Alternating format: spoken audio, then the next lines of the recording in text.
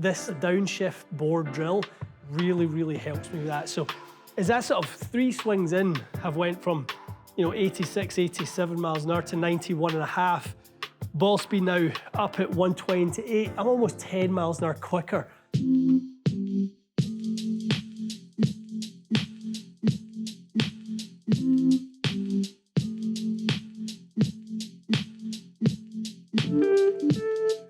Hey guys, welcome back to the channel. So today we are going to take a dive into one of the major components on the golf swing, specifically the sequencing. And we've touched a little bit of this in the past for those of you who have been following the videos since we launched them, where we looked at the sort of kettlebell drill, where we sort of showed how to sort of shift mass, how to move the body correctly in order to initiate the right sequence into the golf swing. Today we're going to follow on from that and we're going to stick to a similar trend, but we do have a new prop today.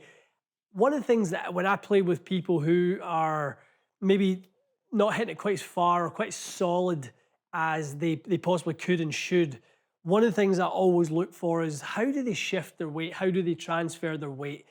Does the force precede the motion? We talked about that in the kettlebell video, that we have to have some force in the direction that we're trying to sort of propel the motion towards. And today we're going to introduce a brand new training aid that I use from time to time, and I certainly use anytime I'm coaching someone who doesn't quite have the natural swing sequence that we want in the golf swing. So we're going to introduce the downshift board that can really help you guys. Something that looks very much like a homemade tool. You can buy it online, but it's also something you probably could make yourself if you really wanted to. Okay guys, so here's our downshift board. This is something I've had for a few years now. Very simple design. Kind of looks a bit like it's just missing wheels and would be a skateboard, but it's just a piece of laminate. Wood, has obviously a small sort of 1x1 down the middle of the board. And that's just to basically help with the sort of feeling that when you do shift your weight, you get that sort of balance on from left to right. So one of the things when we're in more advanced settings on having swing catalysts or sort of force plates, we'll start to see the way the weight shifts around the swing. Generally speaking, if I'm watching someone swing and they're a little bit kind of armsy and they don't really have this sort of proper motion, we'll see them get very centered and they'll literally just swing their arms at it that way, and that's how the force will move. There'll be very little in the way of sort of motion. So one of the things the board gives us the ability to do is to sort of preload the motion.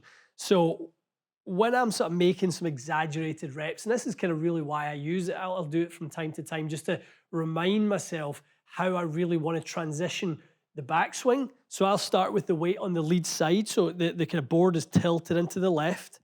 Okay, and in the golf swing, we may feel like I've got a little bit of a pre-trigger, a little pre-swing trigger into my left side. And then before I even move the club, I will go shift, swing, shift, swing. Okay, now it's a little bit more complex than that in that, we'll probably do it in a little bit more of a sort of smooth sequence. So we'll probably go more in that motion, right? But you always have the force to then propel the motion. And that's the one thing I want you guys to sort of do when you're practicing this. And we talked about it with a dumbbell last time. Again, those of you who kind of maybe said that they were struggling with the sequence, it was the same thing. It was the force to then swing the kettlebell up. It was the force going the other way to force the kettlebell back down. And I think the one thing that's great about the board is we can actually swing the club while we do this. The downside to the kettlebell drill is it's a great one because you've obviously got much more weight. I think that day we were using somewhere around 30 pounds of weight. This actually gives us the ability to swing the golf club while we're actually doing the drill. So if I go into the face on camera where you guys are right here, I will stack the left side, the lead side first. Okay, club will sort of be down in that position. We'll then shift, swing, shift, swing, okay? And you try and smooth that out as you go on, okay? So we'll kind of go more Okay, so you can try and really.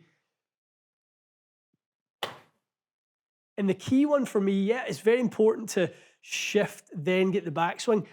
The more important one for me, from a ball striking perspective, how do we transition into that lead side before we even get towards the top of the backswing? That's the absolute critical one. If you want to pick one of the major things the best players in the world do, it's how they transition into the lead side before they've actually completed their backswing. It's why you actually will see players like maybe Cam Young, Hideki Matsuyama, players like that have a little bit more of a pause because it allows them a little bit more time to get that force, that pressure into the lead side. So this is something that I know will give you guys some yards, and it definitely has helped me with a few extra miles an hour in clubhead speed too. All right, guys, so we're going to hit a few balls. I'm going to hit a few with what feels like to me like a pretty centered golf swing. Then I'm actually going to start playing with the weight shift a little bit just to show how we can sort of spike some things. Maybe dynamically, I've kind of set the tiles up around the bottom here with what some of the key variables are that if we do spike our speed, if we do increase our sort of motion, what we're likely to see in terms of clubhead speed gains. Right now for me, 7-iron is probably about 170, 172 club right now. Swing speed with the 7-iron is about 86, something like that when I'm practicing. So let's hit a couple of stock ones. Okay, so pretty stock 7-iron, not bad, 174, 87 miles an hour. Pretty neutral swing, little draw. Okay, that would be what I would consider to be right on the average. Now, that doesn't feel like to me that I'm creating an awful lot of kind of force laterally. So that's a pretty neutral, I'm saying pretty centered, and I'm actually thinking more about rotationally. We always talk about the three sort of ways in which we can create force. We can be lateral, we can be rotational, and we can be vertical. And hopefully you've got a good balance of all three in your golf swing. Some will have one as a superpower, some will have others as a superpower in terms of the way they create force. But, you know, in my golf swing, I feel like I do an okay job with all three, but not a great job really with any one in particular. We're going to spike up the lateral, which is the left-right. Okay, so this is where we sort of move the force a little bit more forcefully. Now, we are going to see the clubhead speed spike a little bit as a result. That's a byproduct. What we should also see, and this is a little side note to this video, we should see that club path go a little bit more inside. The more we shift laterally, the more we should actually see the club fall behind us. This is a great one for you slicers out there because your superpower tends to be much more rotary. So the slicer, I'll kind of demonstrate one a second, does a fantastic job from going from the top of the backswing going that way, right? They want to really work open very, very quickly. So they'll have high speed, but they won't create any force. So that clubhead speed went up to 91, but the ball speed dropped nearly 10 miles an hour. We just slashed across it. The lateral player struggles a little bit too much with shallowness and a little bit more coming from sort of in to out. So if I go a little bit more the other way,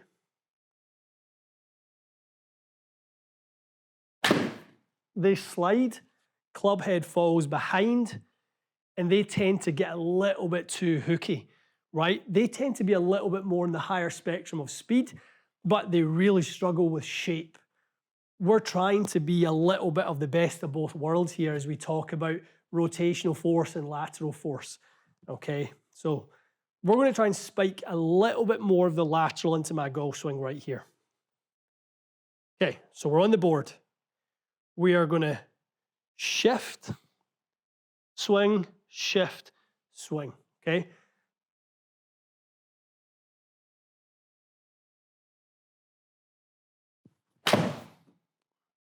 And let that speed out a little bit more. It's going to turn over. Okay, so we pick up a little bit of carry distance on that one. We get a little bit more from in to out, not too much. PJ to average guy, 7-iron, 90 miles an hour. I'm not typically a PGA Tour average player when it comes to swing speed. I'm a couple miles an hour lower than that.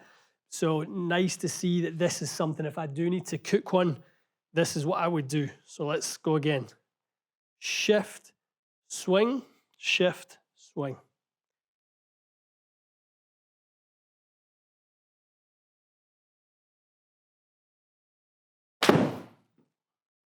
Again, just warming that up a little bit more. Okay, 90 miles an hour. Struck it a little bit more solid that time. Picked up about a club in distance. Really see if we can propel the mass more on this one.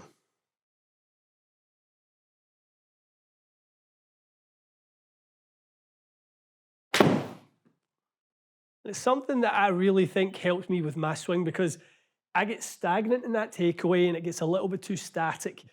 Thinking about how much I'm going to sort of, get that force moving away from me as I'm trying to create some stretch sort of this way and up. This drill, this downshift board drill really, really helps me with that. So as that sort of 3 swings in have went from, 86, 87 miles an hour to 91 and a half, ball speed now up at 128. I'm almost 10 miles an hour quicker than I was, 3-4 swings ago. My average distance with a 700, 170, like I said, there's 185. That's 4 swings in. Some consistent training with something like the downshift board, or just even on this concept in general, is something that will help you guys massively. So it's a fundamental. So it should be probably one of the first lessons you ever get when you start the game of golf. And if you're in a bit of a funk, it's one of the fundamentals you should be going back to. Are you making a correct turn? And are you getting enough lateral shift in your golf swing? Are you getting sort of the weight into that back leg? If we were a pitcher and we were never, taught as a pitcher to ever get that weight sort of moving into that trail side so you could land and then obviously throw, you would never create any velocity, you'd never create any speed. Same in the golf swing. We have to get the force moving away from target to have something then to pull back towards the target. Okay, guys, hopefully this one sinks in for some of you who really need this. Some of you who are struggling with a little bit too much of that rotational component. If you add in some opposing forces, in this case, lateral force, so when we talk lateral, just shifting from, that sort of left into the right, right into the left. We want a little bit more force like that for those of you who are struggling with the slice. So I feel like we're talking a lot to you people out there who are struggling with that. There's lots of you out there, so hopefully this helps. Let us know in the comments below if it does. Love to hear from you. Stay tuned for more. We'll see you again soon.